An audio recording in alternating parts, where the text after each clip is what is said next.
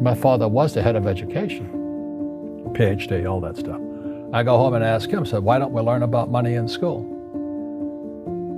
And he looked at me and says, because the government doesn't let us teach that subject. The government tells us what we can teach and what we can't teach. And I thought that was strange. And I said, but aren't we going to school to learn about money? He says, no, your job is to get a job. I said, but you get a job to earn money. He goes, no, you're supposed to just get a job. I went, no. Isn't the purpose of a job to earn money? He goes, you're correct. I said, so why don't I just learn about money? I can skip the job part, you know? And he got flustered and he said, if you want to learn about money, why don't you ask your best friend's father about money? And I said, why? That's Mike. So why ask him? He says, because Mike's father is an entrepreneur. And I said, what are you? He says, I'm an employee. I'm a government employee. I went, oh, what's the difference? He says, the difference is an entrepreneur must know about money, or they're no longer entrepreneurs. And he says an employee doesn't have to know anything about money because the government will take care of them, the company will take care of them. So I'm all confused. But I took my dad's advice and I trundled over to Mike's father's office and knocked on his door and I said, hey, I'm here, 9 years old. Teach me about money. He says, beat it, kid, you know. But that's where the story of Rich Dad, Poor Dad started. And finally, through persistence, my rich dad started teaching me about money on one condition. And that condition was he would never pay me. He says, the moment I pay you, you think like an employee. He says, that's the trap. Entrepreneurs work for free. And now I'm 9 years old, my head's cracking in half. He says, you never want a paycheck. You understand that, kid? I said, okay, I got it. And he says, well, how do I make money? He says, that's what entrepreneurs figure out. It's like, so how do I learn about money? So he would just break out a Monopoly game board. So I would work for free. I'd pick up cigarette butts, and he had hotels and restaurants, and I would clean and do menial tasks. And as I got older, I started getting into office work and marketing and accounting, and I was an apprentice basically, but I always worked for free. And he would teach me about money, but the way he taught me about money was playing Monopoly. And finally one day I got upset. I said, well, when are you going to teach me about money? He says, what do you think we're doing? So I don't know.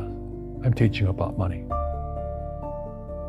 And then that's when, you have one greenhouse. He says, there's many formulas for great success in money. There's thousands of them, but one of the best ones found on the game of Monopoly. It still is today. 4 greenhouses, 1 red hotel. And he says, what do you think I'm doing? And I went, I don't know. So then he took me out and he showed me his greenhouses. And 10 years later, when I was 19, I was now in school in New York, and I come back to Hawaii, and Rich Dad had bought the biggest piece of land smack dab in the middle of Waikiki Beach. And when you go to Waikiki Beach today, you'll see the Hyatt Regency Hotel. That was his hotel. That property wasn't that big at the time, so he had to buy out all the small guys. Because Waikiki was a little dirtwater little town. So he'd buy out this shop owner and buy that shop owner. And it took him a while, but he finally assembled this large piece of property. And then he and Hyatt put up this giant hotel.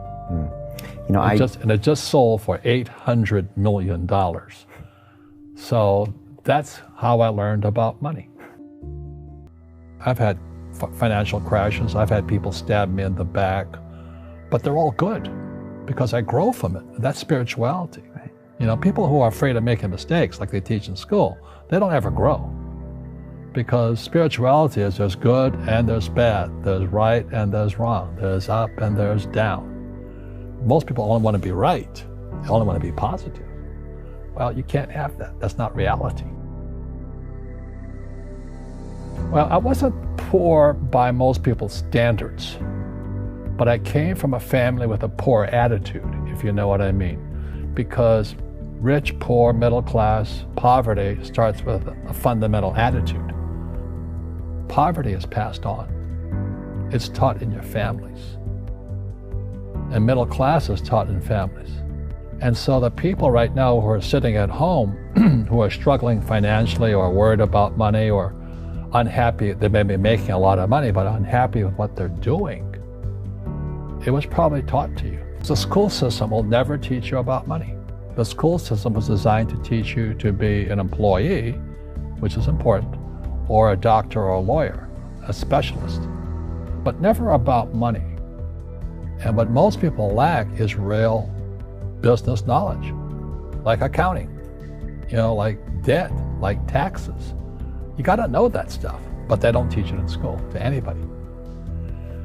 So, and then when people ask me, how did your rich dad learn this when your poor dad, a PhD, didn't?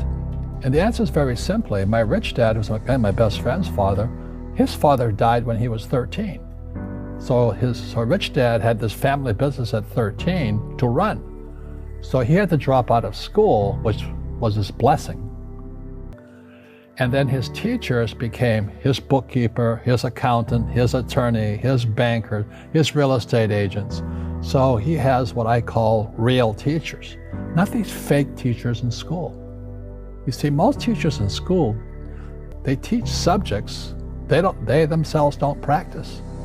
I said, am I ever going to use this stuff? He goes, no. I said, why do you teach it? He says, because I get paid. I said, do you ever use it? He goes, no. And that's why, well, you got to find a real teacher versus a fake teacher. And a fake teacher is somebody who doesn't do what they teach. And a real teacher is doing what they teach every day. So my accountants, my attorneys, they're in it every single day. That's how I learn, because every day I'm solving problems in my business. So I have accountants and attorneys and bankers and all these people on speed dial because I'm solving problems with my team. I see you giving this knowledge out, and yeah. Do the rich people cringe and say, don't tell them that, Rob? Yes. Don't tell people what you know. Right. Keep them poor.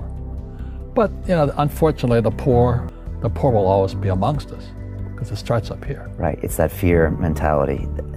It's in their words, and the words become flesh. When they say I can't afford it or I can't do that, they go down. They become what they say. My PhD dad, he says, what do you think I am, made of money? I can't afford that. And my rich dad would say, that's why he's poor. Poor people say, I can't afford it, I can't do that, I don't have time. Because it's an escape. It's an escape, you know what I mean? It's easy to say, I can't afford it. And your rich dad used to say what instead of, I can't afford it? How can I afford it? How can I do that? What would it take, or why should I do that? He says that a question opens the mind, a statement closes the mind. See, when you say, I can't afford it, your mind shuts down, and you become what you say. Rugby is a team sport, but so is soccer. The rules are different. And other people are golfers. They play by themselves. And so everybody's different. So my game financially is business, number one. Second is real estate. So what I say to young people is, you find your game.